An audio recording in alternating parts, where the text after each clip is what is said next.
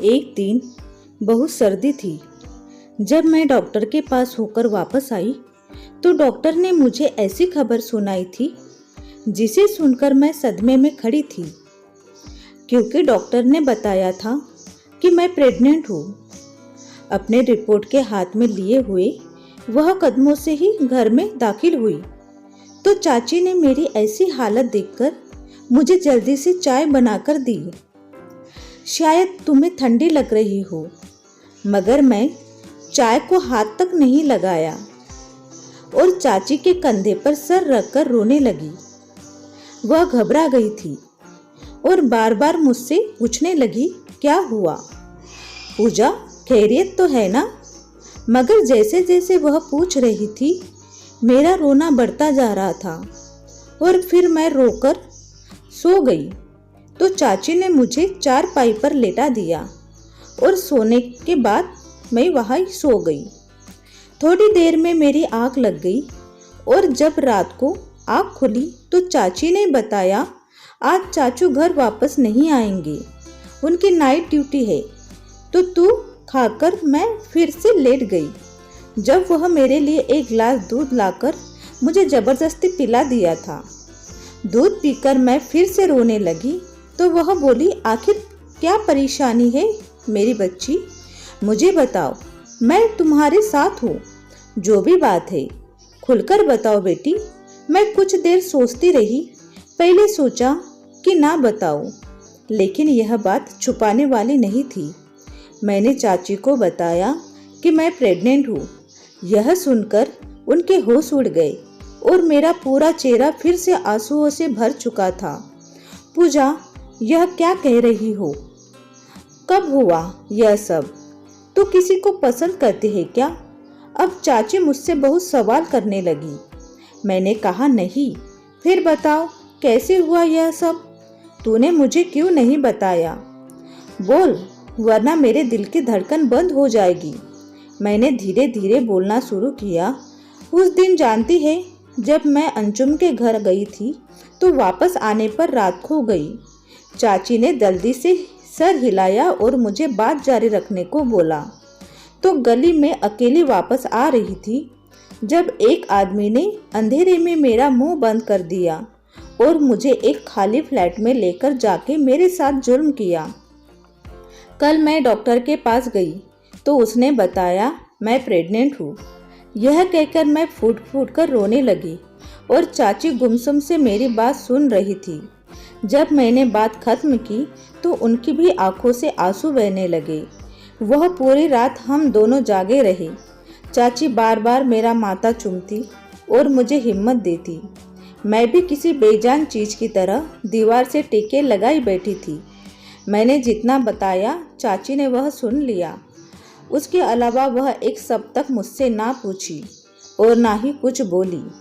अगर उनकी जगह मेरी माँ होती तो वह कहीं ना कहीं मुझसे मुजरिम करार देती। पूजा, तुम्हारा किसी के साथ चक्कर होगा। मगर चाची ने एक शब्द तक मेरे खिलाफ नहीं बोली थी। वह तो बस गम में हाथ उठाए ऊपर वाले से शिकवा करने लगी और बार बार अपने आप को कोसने लगी कि बच्ची पर इतना बड़ा जुर्म हो गया और कैसी जालिम औरत हूँ मैं, इसका दुख ना जान पाई। इसमें गलती उनकी नहीं थी, क्योंकि जिस दिन मेरे साथ यह सब कुछ हुआ था उस रोज़ मेरे कजन यानी चाची के बेटे की शादी थी।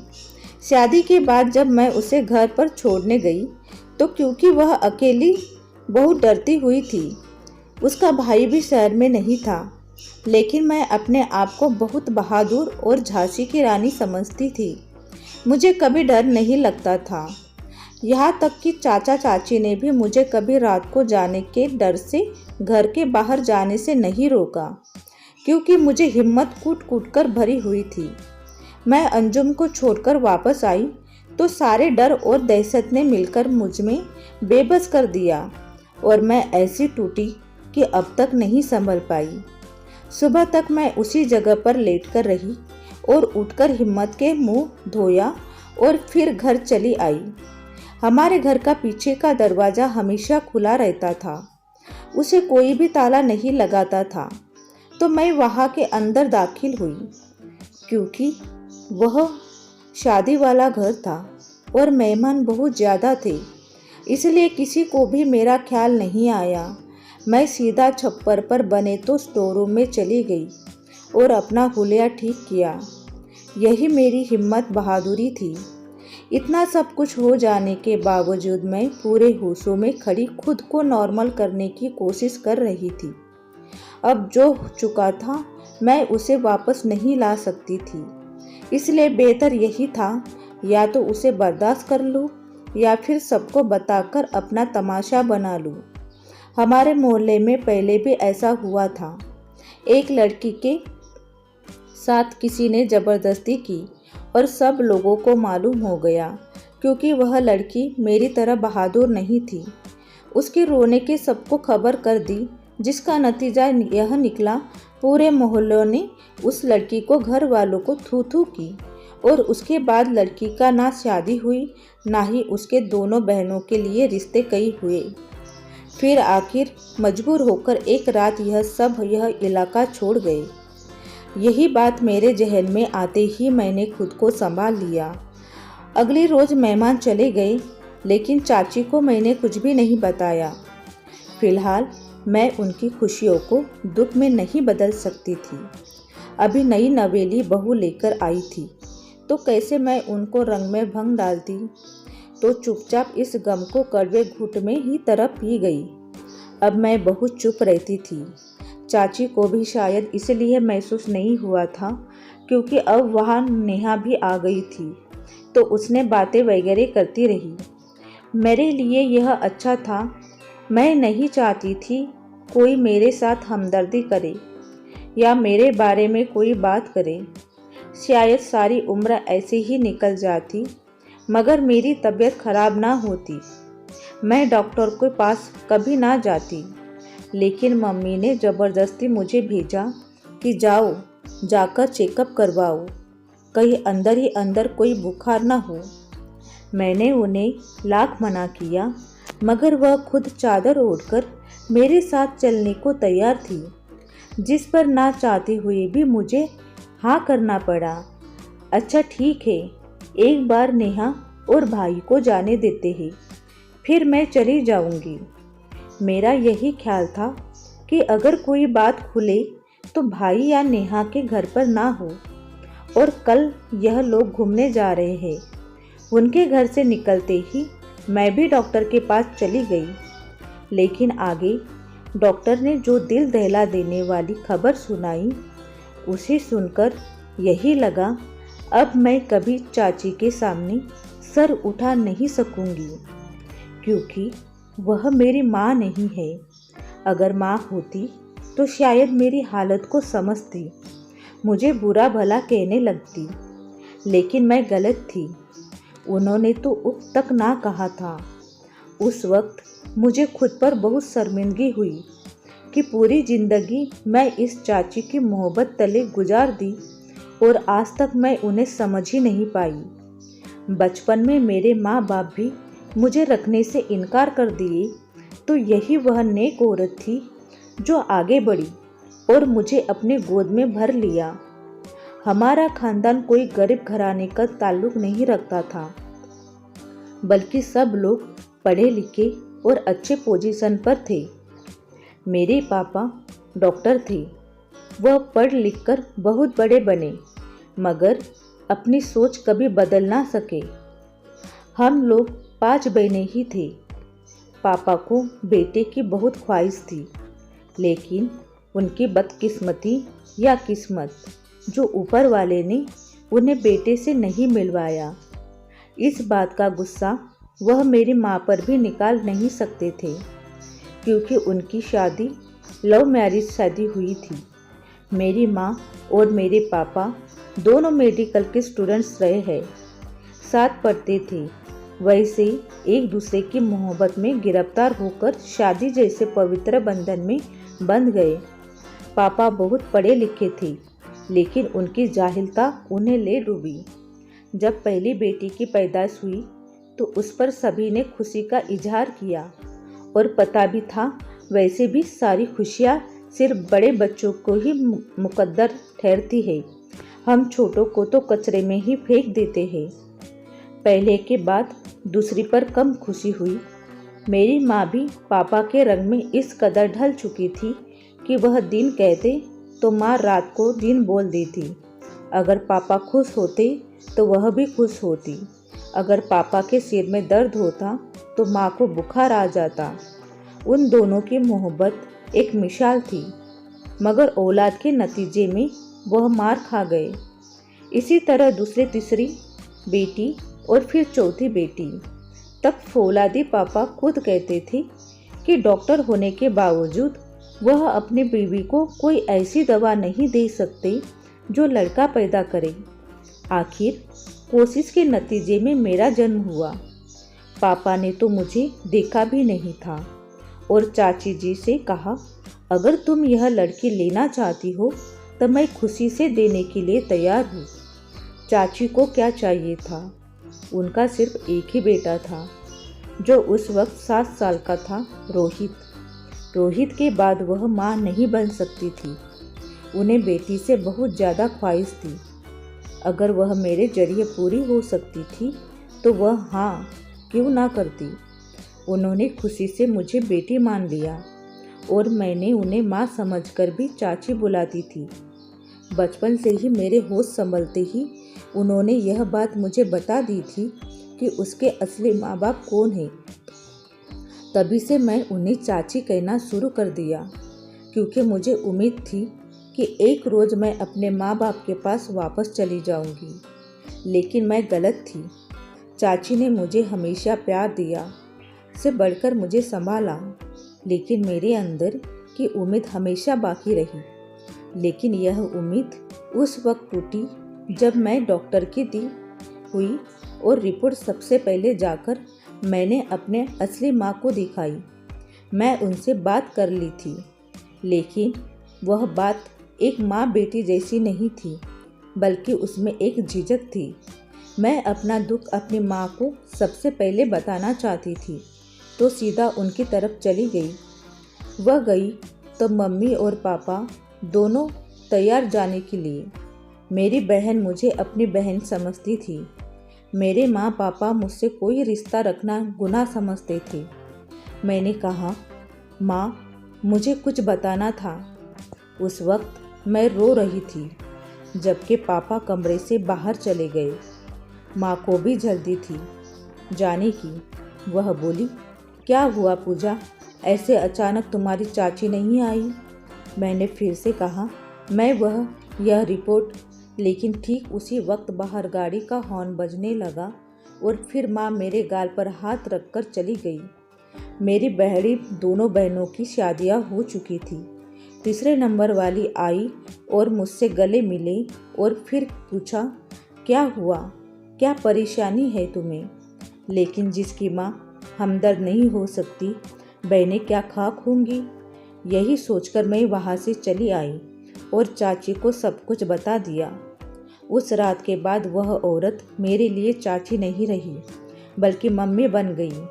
मेरी असली माँ ने तो मुझे देखते ही मुंह फेर लिया और जिसे मैंने पराया समझा, एक रात में ही वह मेरी अपनी माँ बन गई। उन्होंने मुझे हर लम्बे संभाला और लम्हा गिरते हुए हाथ थामा, मगर यह नहीं पूछा तुम गलत रास्ते पर क्यों थी। अगली सुबह चाचू आए तो उन्हें खाना खिलाकर चाची ने मुझे बुलाया। मैं डर के कहा, जा कहाँ रहे हम? उनका जवाब था, हॉस्पिटल। मगर मैंने इनकार कर दिया। किसी के गुनहगार निशाना मुझे बनाया था, मगर मैं खुद अपने आप को गुनहगार नहीं समझती थी। मैंने उन्हें इनकार कर दिया।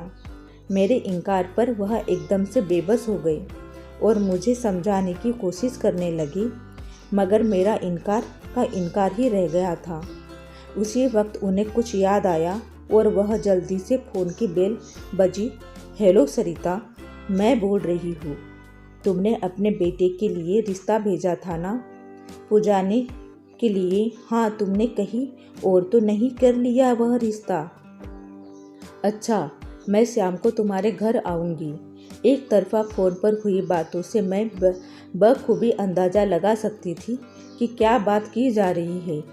सरिता आंटी ने मुझे शादी पर देखा था। वह मम्मी की बहुत अच्छी दोस्त थी और शादी के 2 दिन बाद ही मेरे लिए अपने बेटे का रिश्ता लाई थी। बेटा जो कि बाहर मुल्क में रहता था, इसलिए मम्मी ने उन्हें कोई जवाब नहीं दिया और टाल दिया।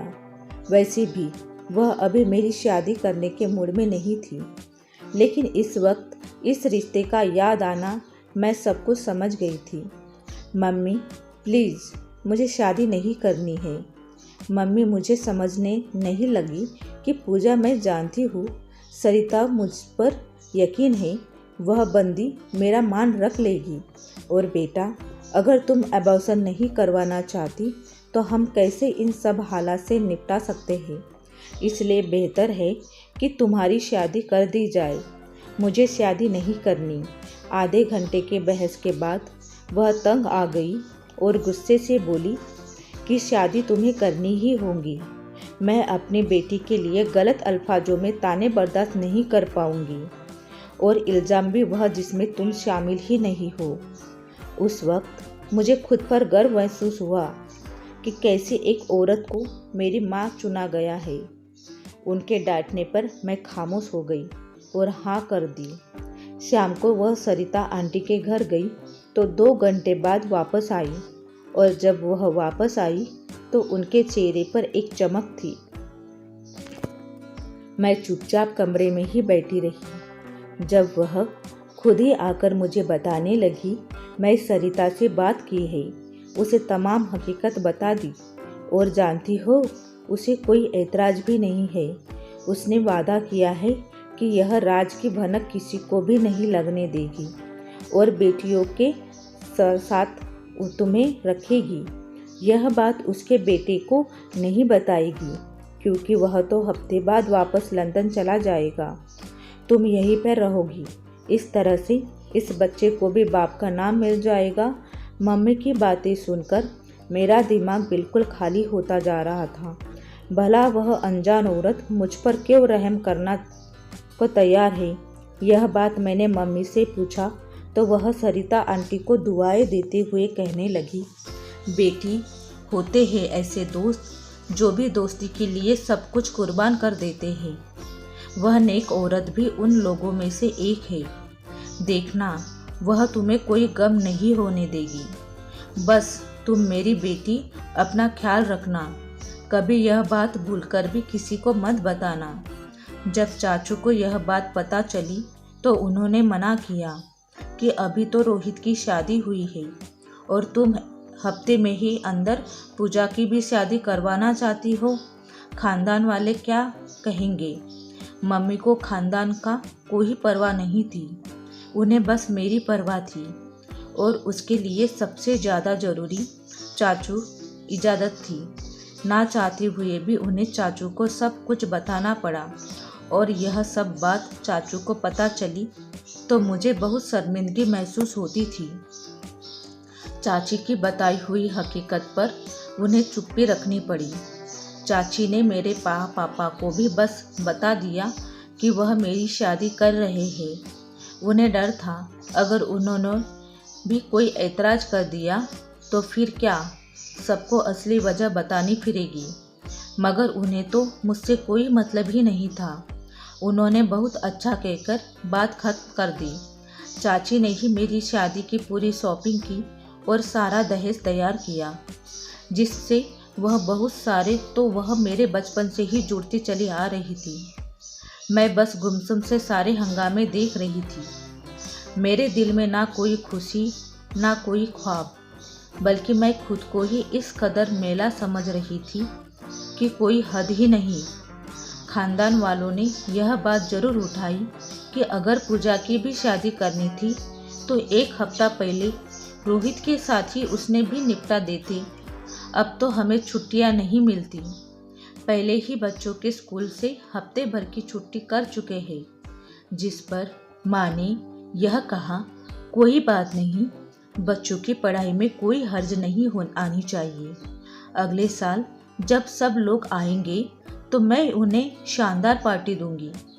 सब लोग ही बड़ा बड़ा कर चुप कर गए कि पैसा दिखाती है, यह है वह है, मगर चाची को कोई फर्क नहीं पड़ा।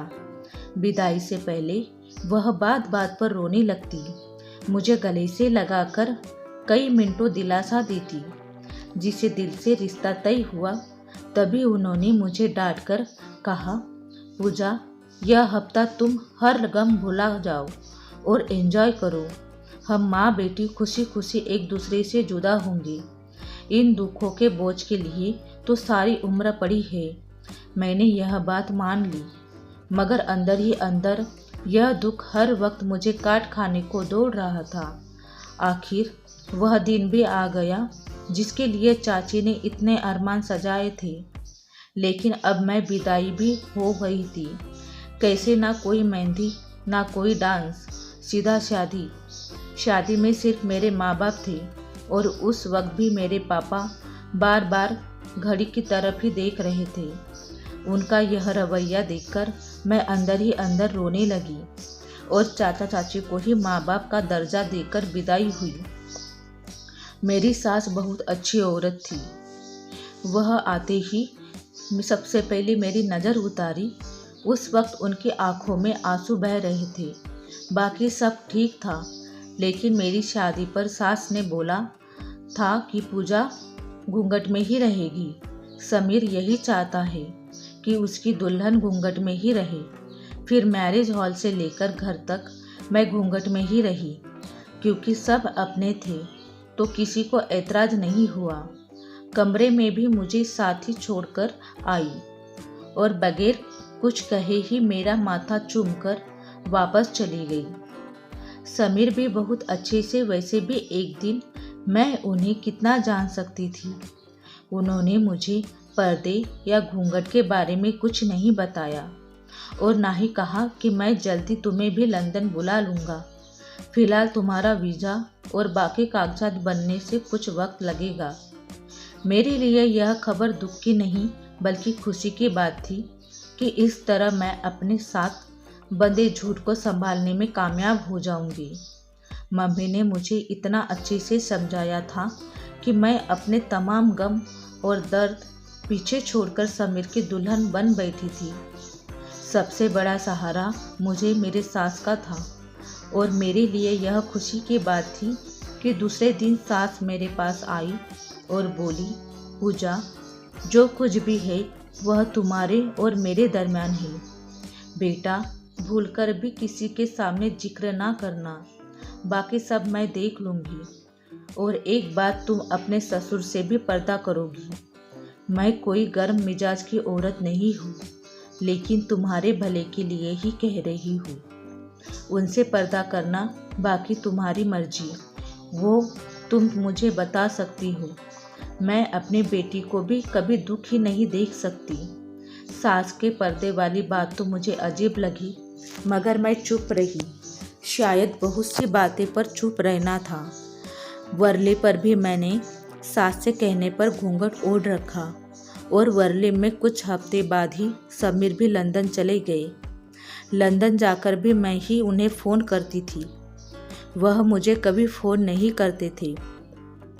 अगर मैं कभी फ़ोन नहीं करने का बहाना सिकवा करती तो वह कहते कि यहाँ काम बहुत है। मैं अब पूरा दिन कमरे में ही रहती थी। घर में नौकरानी थी जो खाना सास खुद ही बनाती थी। मुझे रोज़ सुबह फल और जूस पिला दिया करती थी और किसी भी काम को हाथ नहीं लगाने देती। मैं बहुत बोर हो चुकी थी। ससुर भी अक्सर पूरा दिन घर से बाहर ही रहते। एक रोज़ मैं घर में अकेली थी और मेरा चाट खाने का दिल कर रहा था। बाहर का दरवाज़ा लॉक करके मैं किचन में आई और मज़े से चाट बनाने लगी। बहुत दिनों बाद आज़ादी महसूस हो रही थी और अच्छा भी लग रहा था, वरना हर वक्त ससुर के डर से घूंघट में ही रहती थी।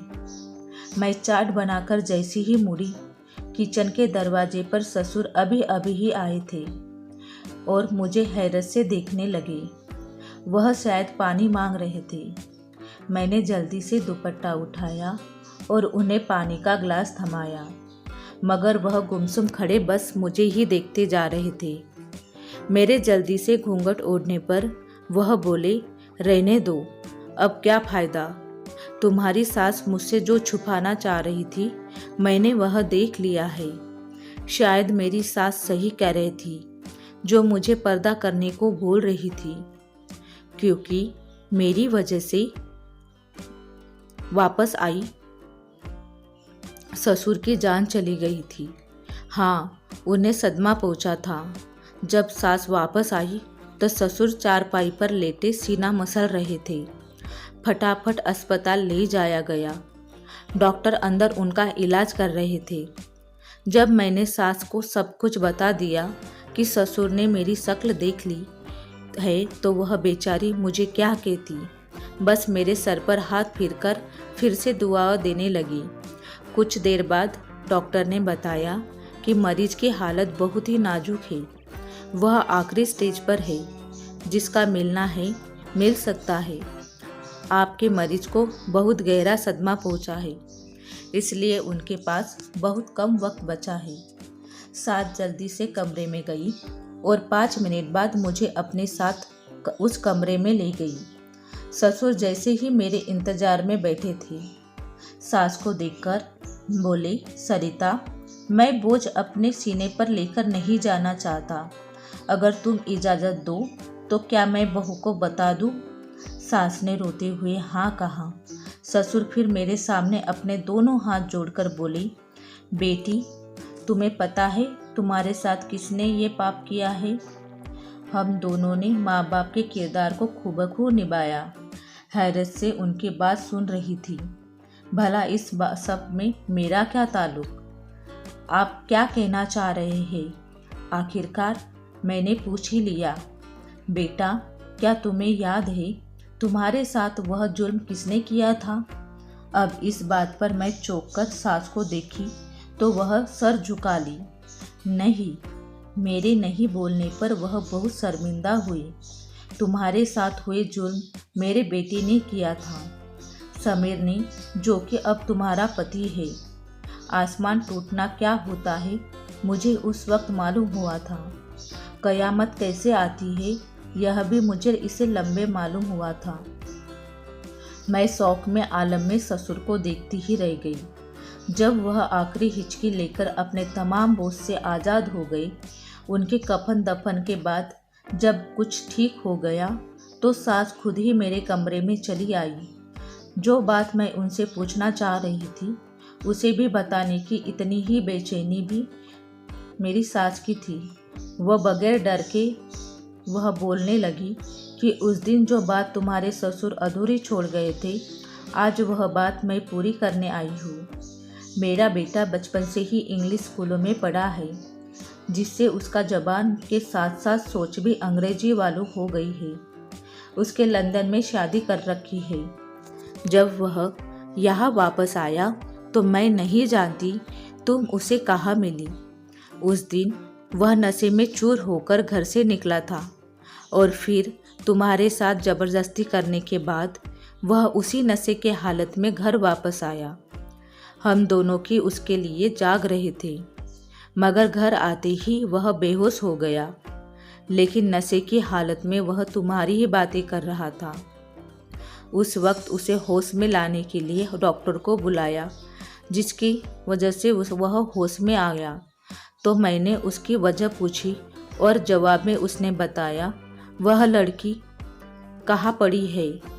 हम दोनों रात के अंधेरे में तुम्हें ढूंढते हुए वहाँ तक पहुँचे। मैं नहीं जानती थी कि मेरी सबसे प्यारी सहेली की बेटी ही मेरा बेटा दाग लगाएगा। मैं पहले तुम्हारे घर छोड़ना चाहती थी, लेकिन ऐसा करती तो मेरी दोस्त कभी मेरे सामने सर ना उठा सकती। लेकिन तुम तो मेरे दोस्त की बेटी हो, यह बात मेरे पति नहीं जानते थे।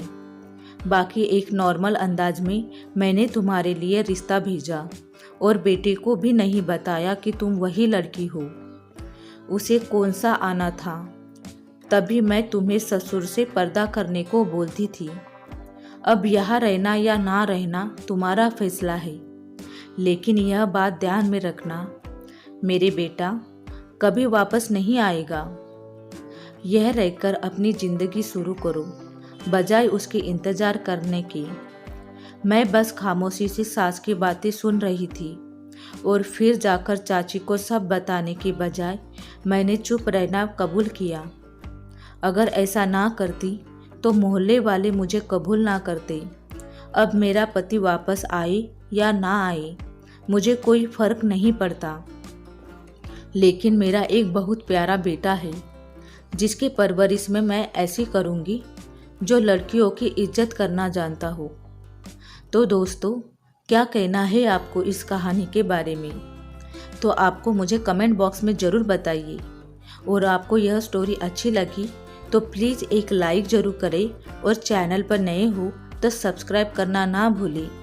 तो फ्रेंड्स, धन्यवाद।